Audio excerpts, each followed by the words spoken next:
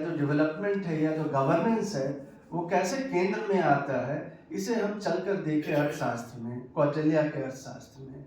और अगर आप एनएपी को करीब से देखेंगे तो उसमें जो ट्रांस डिसिप्लिनरी है, उसका जो टोन है, टेम्परामेंट है, जो उसकी परंपरा विकसित करने की एनएपी कोशिश कर रही है, उसकी एक लंबी आपको जड़ दिखाई देगी कि पहला जो मुझे जो दार्शनिक और पहला पॉलिटिकल साइंटिस्ट जो जमीन से जुड़ा हुआ था, जिसने फील्ड पे काम किया, डेटा पे काम किया, फैक्ट्स पे काम किया, अर्थशास्त्र में कौटिल्य ने किया। कोई एक ऐसी चीज नहीं है अर्थशास्त्र में जो कि आपको दिखाई देगा एब्स्ट्रैक्शन में। वो हर सारी चीजें फील्ड से जुड़ी हुई हैं और वहां से मैं उसको देखता गया और देखते देखते मैं उस पर चर्चा करूंगा आगे चल के कि कैसे वो रजनी कोठारी की परंपरा से जुड़ता है और कैसे गोरे साहब, रमेश गोरे साहब, जो भी लोग ICSR से जुड़े हुए हैं और जो भी हमारे साथी यहाँ पर जिसे हम अप्लाइड सोशियोलॉजी कहते हैं, उसके जो युग पुरुष थे, उसके जो पितामह थे वो MS गोरे साहब थे। MS गोरे साहब ने हमें इस देश में पब्लिक पॉलिसी को अप्लाइड साइंस बनाया। इस पर भी मैं थोड़ी सी चर्चा करूंगा। उसके पहले ये मैं इसलिए कह रहा था कि इसको चर्चा करने के पीछे कारण ये है कि शैक्षणिक तौर पे आपने देखा कि एक, चूंकि हम सभी, मुझे लग रहा है कि हम पॉलिटिकल साइंस के सारे लोग यहाँ बैठे हैं, 20वीं शताब्दी के प्रारंभ में आपने सबने सुना होगा, जॉन मेनार्ड केन्स ने कहा था कि यदि सरकारों को समस्याओं को सुलझाना है तो उसे प्रशासन में लोक नीति के दृष्टिकोण को अपनाना होगा। अभी हाल में मैंने उस पर मैं लौट कर आऊंगा अंत में, और जो मेरी एक नई किताब आ रही है वो मेरे लगभग 15 सालों का काम है। वो पूरा करीब 20 स्टेट पे मैंने जो काम किया है फील्ड में, उसको मैंने टाइटल रखा है लास्ट माइल वेलफेयर। उस पर मैं थोड़ी सी चर्चा आखिर में करूँगा। उसकी पृष्ठभूमि में थोड़ा सा जो संशोधन मैंने किया है, जॉन मेनार्ड केन्स को रिवाइज किया, उस पर भी मैं चर्चा करूँगा। तो शैक्षणिक स्तर पे आप देख रहे हैं कि हमारे सामने जो एक बड़ा गैप था, there is a huge gap in terms of economics, political science and sociology. आप देख लें इन तीनों को मैं थोड़ा सा मिलाकर एक transdisciplinary, trying to build a transdisciplinary perspective across sociology, economics and political science.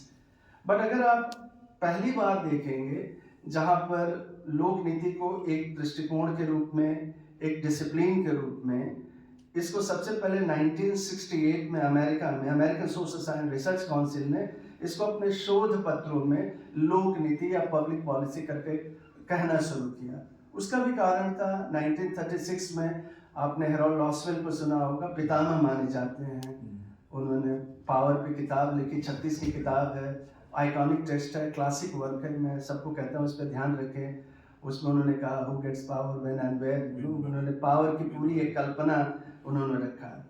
उसकी वजह से बाद में बिहेवियरल और जो भी पोस्ट बिहेवियरल रिवोल्यूशन के बाद, डेविड स्टिल के बाद आते आते हम 72 में पॉलिसी स्टडीज ऑर्गेनाइजेशन का अमेरिका में गठन हुआ और आगे चलकर इस पे चर्चा चलने लगी। धीरे धीरे American academy of political and social science ने एक जीवंत संगोष्ठी का आयोजन किया 70 के दशकों में, और 70-80 में, मैं 90 के दशक का अमेरिका में हूँ और जिस पीढ़ी से मैं आता हूँ मेरे कई साथियों को जानते हैं बहुत अच्छे ढंग से, प्रोफेसर यतीन, आशुतोष वार्ष्णेय, प्रदीप चिब्बर और ये सारे लोग, कंचन चंद्रा, ये सब हम उसी के बाद की पीढ़ी के लोग हैं। जब चार्ल्स स्टीली काम कर रहे थे, लिप्सक से हमारी बात होती थी, और थ्रेड स्कॉचपल में लौट कर उस पर आऊँगा कि कहाँ से मैं आ रहा हूँ। और एक लंबी यात्रा है जिसमें पब्लिक पॉलिसी धीरे धीरे बनता चला जा रहा था। और इस तरह से और कारण ये हुआ कि लॉसवेल ने जब 1951 में पहली बार उन्होंने पॉलिसी साइंस करके प्रयोग किया, तो जब आजकल मैं नीति आयोग जाता हूँ और पुराने ज़माने में प्लानिंग कमीशन में काम करने का मौका मिला है मुझे, तो वहाँ पर हमने देखा कि ये फ़र्क ये आया कि आजकल हम यूज करते हैं एविडेंस बेस्ड पॉलिसी। ये एविडेंस बेस्ड पॉलिसी मैंने कौटिल्य में पाया, और वहाँ से ये चलती हुई परंपरा जो है मुझे लॉसवेल में दिखाई देती है। और उसके बाद आगे चलकर आज के दौर में करीब करीब 4 बड़े लोगों ने, लॉसवेल, हर्बर्ट साइमन, चार्ल्स लेनबॉम और डेविड स्टन जैसे लोगों ने एविडेंस बेस्ड पॉलिसी साइंस को लोकप्रिय बनाया।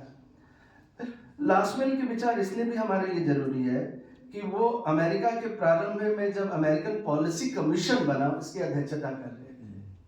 और ये दौर ऐसा है जबकि आप सेकेंड वर्ल्ड वॉर के बाद पूरी दुनिया में जो मार्शल प्लान है उसे आजकल भी मैं कहता है long arc of Marshall plan, उसकी एक छाया हमें भी आज भी दिखाई देती है कि किस तरह से पॉलिसी या लोक नीति, ये जो छोटी छोटी चीज़ों में हम देखते हैं हम जरूरी है। मैंने काफ़ी काम में क्रॉस सब्जेक्ट्स किया है जो प्रोफेसर हिंदी ने चर्चा की, लेकिन जो बड़ा काम होता है कि समाज को पूरी तरह से बदलने का काम, यूरोप के पूरे निर्माण का ही काम मार्शल प्लान ने किया।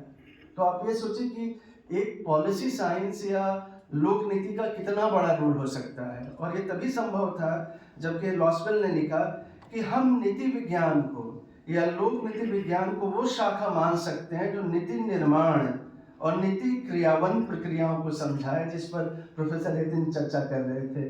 अक्सर मुझसे कहा जाता है और मैंने अपने लेखों में लिखा है और किताब भी आ रही है कि वो क्या चीज़ है, इम्प्लीमेंटेशन में क्या चीज़ है। एक वर्ड आता है जब भी मैं जाता हूँ तो लोग मुझसे पूछते हैं कि आपने इतने राज्यों का भ्रमण किया है, इतना काम आपने किया है, आप हमें बताएं कि हम अच्छा इम्प्लीमेंटेशन कैसे करेंगे।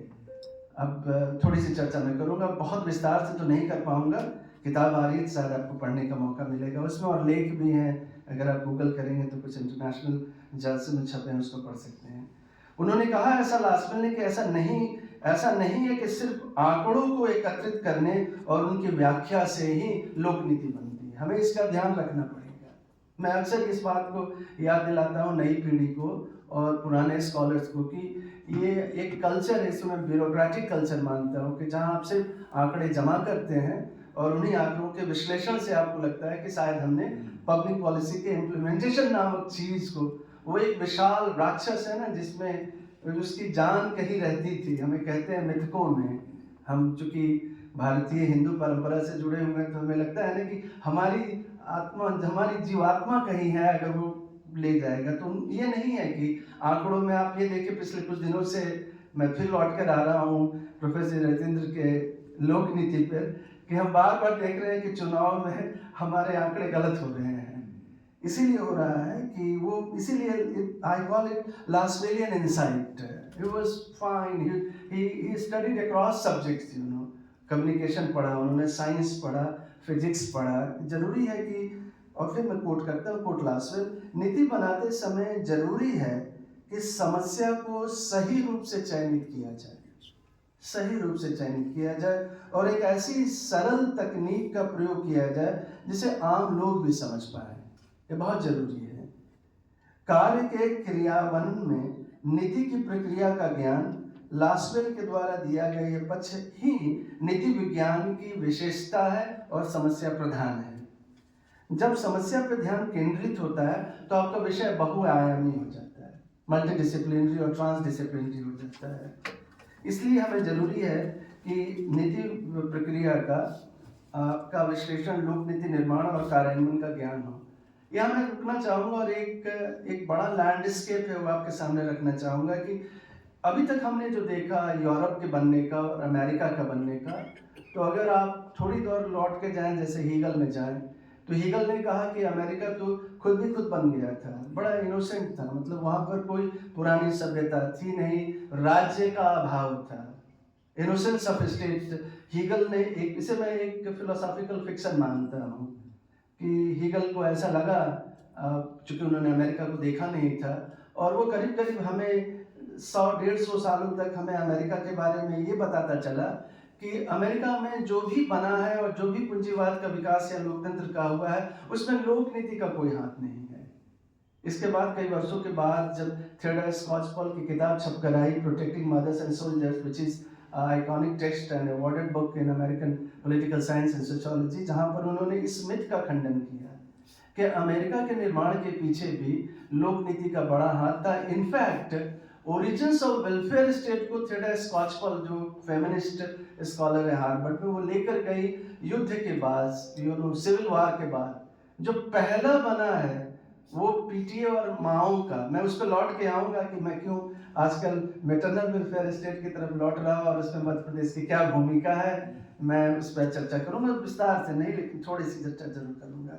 तो ये लास्वेल का जो दृष्टिकोण डेवलप करता है वो उसी परंपरा से जुड़ा हुआ है जिसने हीगल को रिवाइज किया। यूरोप के बनने के पीछे अगर आप टॉकविले ने पढ़ा होगा तो आपने देखा होगा कि टॉकविले जब घूम रहे थे अमेरिका में और अपनी आइकॉनिक बुक लिख रहे थे डेमोक्रेसी इन अमेरिका, तो उनको बड़ा अमेरिका अलग लग रहा था। यूरोप में जो कुछ भी विकास हो रहा है उसके पीछे पब्लिक पॉलिसी का बड़ा रोल है यूरोप में, यहाँ उसका अभाव दिख रहा था। और उस अभाव को उन्होंने कैसे दूर किया? उनकी बिल्कुल इंट्रोडक्शन में वर्बेटम आई कोट, उन्होंने कहा कि here in America what Americans are doing, building a new political science. It was intriguing and a puzzle for me for years as a student and as a political science scholar that what he meant by that. वो क्या था, वो क्या बन रहा था America में, वो ऐसी क्या चीज़ थी, क्या नई पॉलिटिकल साइंस बन रही थी। और आपको हैरत होगा कि वो नई पॉलिटिकल साइंस जो बन रही थी उसको हमारे रजनी कोठारी और एमएस गौरी साहब ने बहुत अच्छे ढंग से लोकशाही से जोड़ा। और रजनी कोठारी को मैं अक्सर, हमारे शिक्षक रहे हैं और मैं उनका आखिरी विद्यार्थी रहा। हमें बहुत प्यार करते थे सर, और सर की स्मृति भी चली गई। तो उन्होंने उसमें क्या खास है कि ये लोक नीति, और मैंने अपनी किताब जो लंदन में है मेरी कार्डो के साथ है ग्लोबल सिविल सोसाइटी, उसमें मैंने थोड़ी विस्तार से चर्चा की कि ये जो गैप था हमारी राजनीति में और लोक नीति में, उसे कोठारी साहब और एम एस गौरी साहब ने दूर किया उसे। और पहली बार उन्होंने सिविल सोसाइटी को, जो टॉकविलियन इंसाइट हम मानते हैं, उससे जोड़ा उन्होंने कि जब तक सिविल सोसाइटी नहीं जुड़ता है तो राज्य की कल्पना, अगर आप पूरा पब्लिक पॉलिसी का लिटरेचर आप देखेंगे, ये थोड़ा बहुत ज़्यादा एक्सेसिवली बायस्ड है टुवर्ड्स आइदर इकोनॉमिक्स, बहुत ज़्यादा इकोनॉमिक्स। जैसे डी स्कूल, मुझे याद है जब मैं गया सरकार में काम करने के लिए और प्रधानमंत्री एक दिन निकल रहे थे, उतरते समय उन्होंने कहा मुझसे कि you seem to be economist. Sir, मैंने कहा sir contrary, I am a political scientist and you appointed me. He said oh I didn't know that. So ये आप सरप्राइज देखिए कि उस जमाने में जब प्लानिंग कमीशन हुआ करता था, अभी आज भी जब मैं नीति आयोग जाता हूँ तो मुझसे ये शर्मा साहब ये सब सोचते हैं कि ये तो इकोनॉमिक्स के प्रोफेसर होंगे या कोई डेवलपमेंट इकोनॉमिक्स पढ़ाते होंगे, इन्हें आश्चर्य होता है कि ये पॉलिटिकल साइंटिस्ट हैं। तो ये जो आपको डिसिप्लिन्स के अंदर एक गैप दिखाई देता है, और परहैप्स एक इनोसेंस है हमारी अपनी जमीन पे, चूंकि हम लासवेल के परंपरा या परहैप्स हम एम एस गौरे साहब की परंपरा को भूल चुके हैं। जब यतीन्द्र बोल रहे थे जिन विषयों के बारे में बात कर